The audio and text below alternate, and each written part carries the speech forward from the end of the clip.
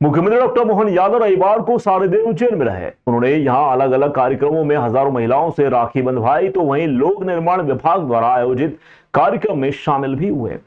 कालिदास अकादमी में आयोजित इस कार्यक्रम में 155 करोड़ रुपए के कार्यों का भूमि पूजन भी हुआ। इस दौरान उन्होंने मंच से संबोधित करते हुए कांग्रेस नेता राहुल गांधी व पूर्व प्रधानमंत्री मनमोहन सिंह पर जमकर हमला भी बोला।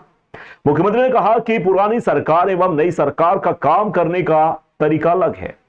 कहने को तो मनमोहन सिंह सरदार थे, लेकिन कभी मुंह से आवाज तक नहीं निकाली। उसका दुष्परिणाम यह हुआ कि सैनिकों का सिर काट कर पाकिस्तान ले जाते थे। धड़ हमारे यहां रहता था और वो सिर से फुटबॉल खेलते थे। इस प्रकार का आप अंदाज लगा लो, पुरानी सरकार वर्तमान की सरकार, यशस्वी प्रधानमंत्री की सरकार का काम करने का तरीका क्या है। आप याद करो, मनमोहन सिंह सरदार, मनमोहन सिंह कहने के लिए तो सरदार, लेकिन मुंह से आवाज नहीं निकलती थी, पूरे बोलते ही नहीं थे, कुछ भी हो जाए। उसका दुष्परिणाम क्या होगा, पाकिस्तान के लोग बॉर्डर पे आकर के सैनिकों का सर काट के ले जाते थे। धड़ हमारे यहां पड़ा, वो सर को लेकर अपने पास जाते और वहां सर के ऊपर फुटबॉल खेलते। शर्म नहीं आती। उसके पहले आज राहुल गांधी से कोई प्रश्न पूछे, तुम तो बोलो ही मत। जब डोकलाम का मामला आया तो तुमने चीन का पक्ष लिया। जब आपका मौका आया, बंबई में घटना हुई, तो आपके मुंह से बिल्कुल मुंह मोड़ लिए, जवाब नहीं निकला।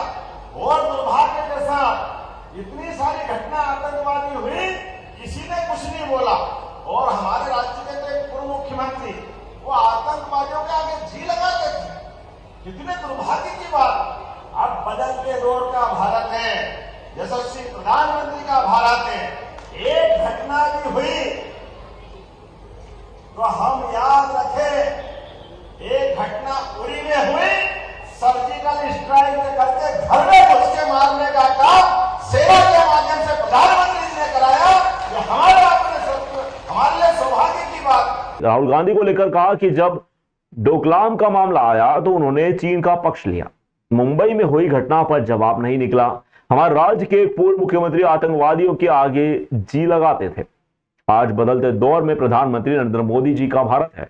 एक घटना उरी में हुई तो सर्जिकल स्ट्राइक कर सैनिकों के माध्यम से घर में घुसकर मारने का काम प्रधानमंत्री ने किया है। पाकिस्तान ने अभिनंदन को पकड़ने के बाद कई बार चर्चा करने का प्रयास किया, लेकिन मोदी जी ने कहा हमने आतंकवादी को मारा है, हमारे सैनिक को एक उंगली भी लगाई तो भारत पाकिस्तान का सीधा युद्ध होगा।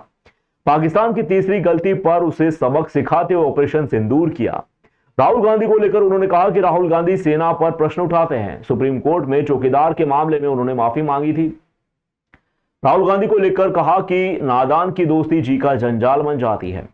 राहुल गांधी के नेता बनने के बाद कांग्रेस खसकते खसकते पूरे देश से बाहर हो गए। राहुल गांधी ना तो देश की सेना को मानते हैं, ना सुप्रीम कोर्ट को मानते हैं और अब तो चुनाव आयोग को भी नहीं मानते। नादान की दोस्ती और जी का जंजाल, कांग्रेस को कहां खड़ी हुई थी मनमोहन सिंह जी के समय। इनके नेता बनने के बाद कांग्रेस खसकते खसकते नेता प्रतिपक्ष जैसे माहौल से भी बाहर चली गई।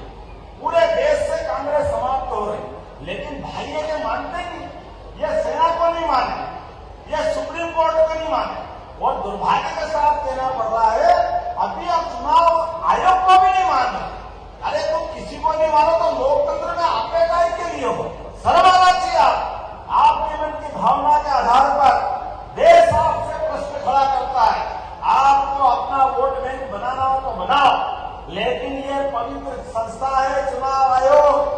दुनिया का सबसे बड़ा लोकतंत्र है भारत, और हमें गर्व है भारत में लोकतंत्र जिंदा है तो न्यायालय, सेना